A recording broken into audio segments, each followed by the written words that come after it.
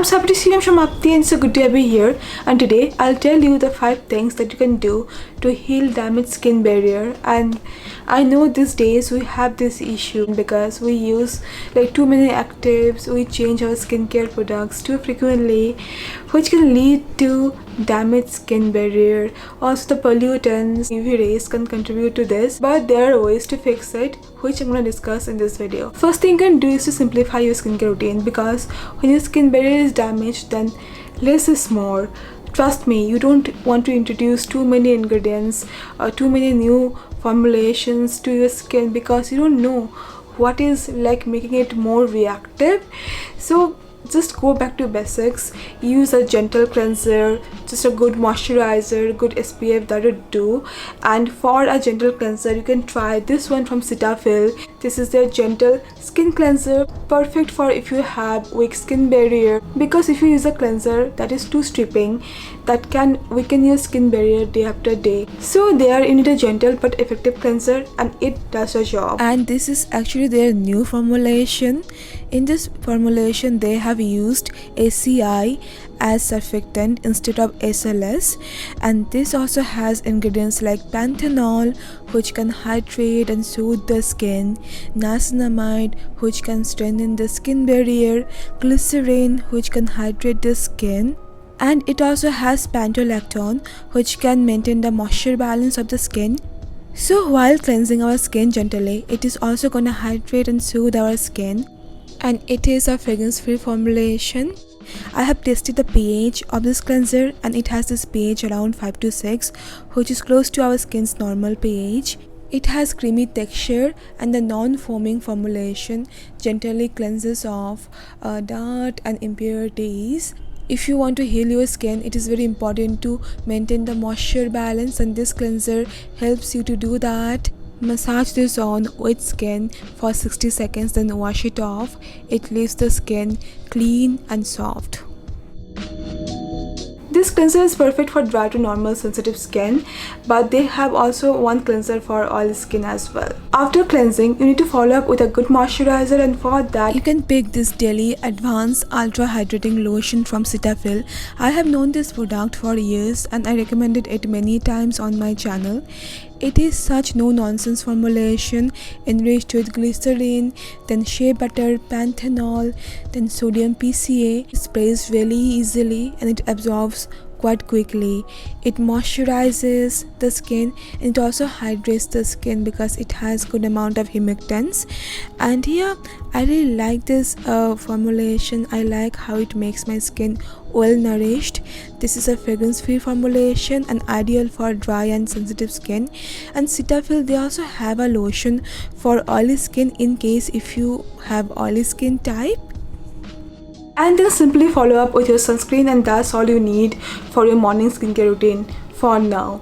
Do not overwhelm your skin with too many skincare products. Just use good basic skincare products and make one very good, like no nonsense effective skincare routine. The second thing has to be, do not change your skincare products too frequently, because see, your skin barrier, like I told, is already very weak. So now if you change too many skincare products, you don't know which is actually making your skin condition worse. Give your existing skincare some time to work, because they need some time, and your skin barrier is not gonna heal overnight.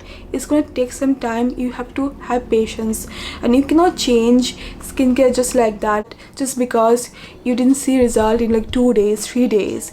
Give it 1 month. If your skincare products are not like reacting, like it's not giving you skincare reaction, then I don't think you should change your skincare products too frequently, like in like 7 days, in 15 days, because you know you want fast results. It's because it may not be the products, it may be your skin that needs more time to heal. And the third thing is, you have to know your skin concerns. See, there are many skin issues, like you can have redness, you can have dry skin, you can have like bumps, congested skin. So it's very important for you to know, and to target the issues accordingly. So if you have texture skin, then you would need something with AHA to clear skin congestion. If you have dry skin, then you need more like moisturizing ingredients. If you have dehydrated skin, you need more hydration, and you have to find the way to lock the hydration. Likewise, when your skin is damaged, you need to understand that, okay, my skin barrier is not working well and I have to treat it now. And there are many signs of like skin barrier damage, like your skin may feel tighter, more like reactive, red, it can feel dehydrated. So there can be many signs, and you have to see the signs and you have to tackle the issue accordingly. Number 4 is do not over exfoliate, because over exfoliation can lead to many skin issues. And if you already have weak skin barrier, your skin barrier is gonna get weaker. I mean, just, you know, I feel it's better to under exfoliate than over exfoliate, because then it's gonna be like more sensitive to sun, it can have more sensitivity, it can become more red, which eventually is gonna lead to weak barrier function. When your skin is healthy, it's capable of healing faster. When your skin barrier is damaged, then it's not gonna heal faster. You have to understand that. And say if you are using very good gentle skincare routine for like healing your skin barrier, but one day you just go and over exfoliate your skin with harsh exfoliators, or exfoliating too frequently, or exfoliating with like high strength AHA or BHA that your skin cannot take at that moment, is gonna like hinder all the progress that you have made. So be really careful with exfoliation. And number 5 is to avoid the ingredients that can irritate your skin. So see, fragrance can irritate my skin, but it may not irritate your skin, so it can be very subjective. So know the ingredients that can be more prone to be allergens. FDA, they have a good list of these ingredients. You can go and find that to be helpful. Or if you have seen with your experience that, you know, certain ingredients, say lavender essential oil is irritating your skin, stay away from that. No need to experiment with like any products that contain this certain ingredient. Even if you think your skin reacts to, say, certain kind of, you know, fatty acids, avoid that. It's your skin, you know the best, you know what works for you. If you have observed the pattern of one certain ingredient is being reactive, that is like, you know, making your skin red, giving you allergic reaction, stay away from that. I'll be leaving the list of common allergens in the description box, that FDA's list. But see, many of the ingredients that are mentioned there may not cause you problem.